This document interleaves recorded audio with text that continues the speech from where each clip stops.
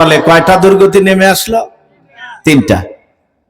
আমার ভাইরা, আমরা এই কোরআনের সাথে যদি আমরা এক হয়ে থাকি, একাকার হয়ে থাকি, লেগে থাকি, তাহলে আমাদের কপাল ভালো না মন্দ?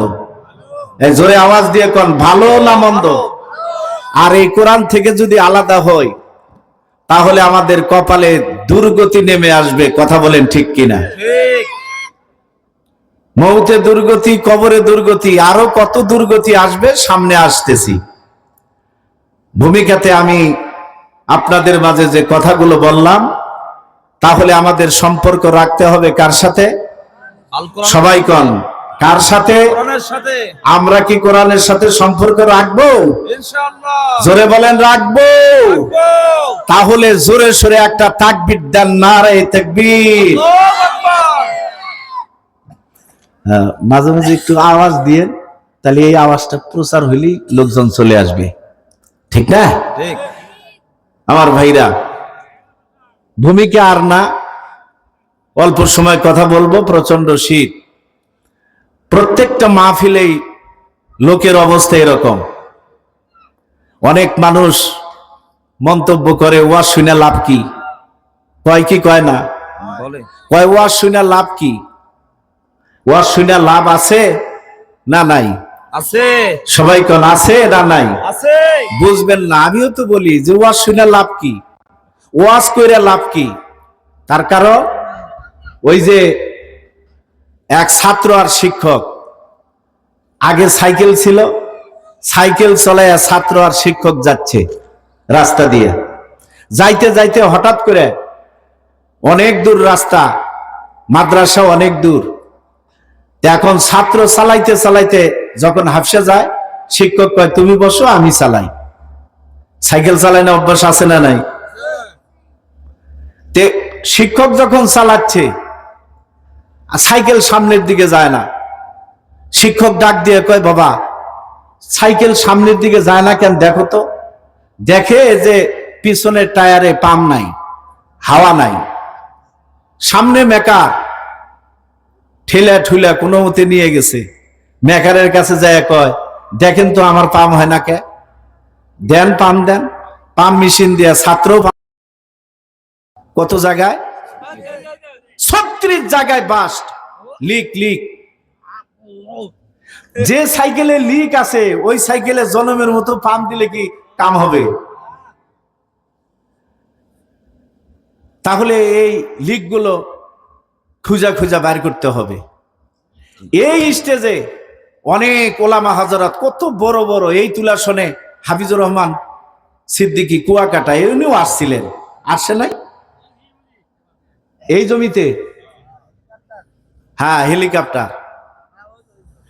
বড় বড় বক্তারা এই মঞ্চে এসেছে প্রত্যেক বৎসরে বৎসরে। শুধু এই মঞ্চ নয়, সারা বাংলাদেশে 18,500 দিনে এবং রাত্রে মাহফিল হচ্ছে। মানুষের কি পরিবর্তন হলো? এই যতই পাম্প দিচ্ছে, যতই চেষ্টা করতেছে বক্তারা, লিক বাস্ট, কাম হচ্ছে না। বুঝা থাকলে জোরে কোন, ঠিক না ব্যাঠিক?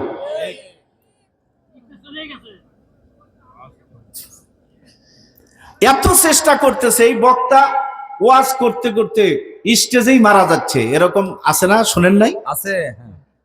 কয়েকদিন আগে আমার এক ভাই মারা গেলেন, নওগাঁর এক ভাই বক্তৃতা দিতে দিতে মারা গেলেন। সিরাজগঞ্জের কাউসারি মারা গেলেন। কত বক্তার নাম বলবো? আইনউদ্দিন আজাদ ভাই রাজশাহীতে মাহফিল করলো। সেই দিন আমার মাহফিল ছিল চাপাই, কিছু ডিস্টেন্স। শুনলাম যে ওই যে সামনের গাড়ি আইনউদ্দিন আজাদ আর নাই, গাড়ির চাপা দিয়া অ্যাক্সিডেন্ট করে মারা গেছেন। তাহলে এত বক্তা বক্তৃতা দিতে দিতে মারা যাচ্ছে, জীবনটাই শেষ হয়ে যাচ্ছে। বাংলাদেশে লিকের অভাব নাই, বাস্টের অভাব নাই। এই লিকগুলো আমাদের খুঁজে বের করতে হবে। লিক কোথায়? যেখানে যেখানে লিক আছে, ওইখানে আমাদের তালি দিতে হবে। রাজি আছেন? কতগুলো সমাজে লিক, আমাদের দেশে লিক। সম্মানিত ভাইরা, আর লম্বা নয়, এখন ওয়াজের দিকে আমরা চলে যাব। দুইটা ভূমিকাতে আপনাদের মাঝে দুইটা কথা বললাম, দুইটা উদাহরণ দিলাম, আশা করি আপনারা বুঝেছেন ইনশাআল্লাহ। তাহলে আমরা এই লিগগুলো খুঁজবো, আর আমাদের সম্পৃক্ত থাকতে হবে, ডিটাচ হওয়া যাবে না, আলাদা হওয়া যাবে না, সম্পৃক্ত থাকতে হবে। কার সাথে? একটু আওয়াজ দিয়ে কোন, কার সাথে? আল্লাহ আমাদের কবুল করুক, সবাই কোন আল্লাহুম্মা আমিন। আমার ভাইরা, কোরআনুল কারীম ৬৬৬৬টা আয়াত আছে, ১১৪টা সূরা আছে, ৩০টা পারা আছে। আমি আপনাদের মাঝে প্রথম পারা, দ্বিতীয় পারা, ২৯ পারা এরকম বলি নাই। কোরআনুল কারীমের ৩০ পারা, সূরা আল বাইয়িনার একটি আয়াত, তাও ১ নম্বর ২ নম্বর নয়, ৭ নম্বর আয়াত আপনাদের মাঝে তেলাওয়াত করেছি। সূরা আল বাইয়িনার ৭ নম্বর আয়াত আপনাদের মাঝে পেশ করেছি। আশা করব এই আয়াতের উপরে আলোচনা করতে। আপনারা যদি দোয়া করেন, আল্লাহ যদি দয়া করেন, তাহলে আমার আলোচনা করা সম্ভব হবে। আপনারা কি দোয়া করবেন? ইনশাআল্লাহ। জোরে কোন, দোয়া করবেন? করব। তাহলে সবাই সমস্যারে বলে দেন আল্লাহুম্মা আমিন। আমার ভাইরা, আল্লাহ নয়, কয়েকটা তাকবীর দেই, মনটা ফ্রেশ করি, শয়তানকে তাড়ায় দেই। রাজি আছি? তারপরে আলোচনা শুরু করব ইনশাআল্লাহ। নারায়ে তাকবীর, আল্লাহু আকবার। তোমরা কও নাই কে? তোমরা চুপ করে আছিলে, আমি শুনছি, দেখছি। সবাই যতগুলো মানুষ, এতগুলো মানুষের আওয়াজ যদি দেন, মাইকে প্রচার হবে। তুলাসনের ভাইরা সবাই চলে আসবে ইনশাআল্লাহ, তুলাসন ভাইদেরকে আনার জন্য। এটা গ্রাম আসলে আমার বিয়ের গ্রাম, আব্দুল করিম আমার বিয়ের গ্রামে এসেছি। আসতে পেরে আমি খুশি।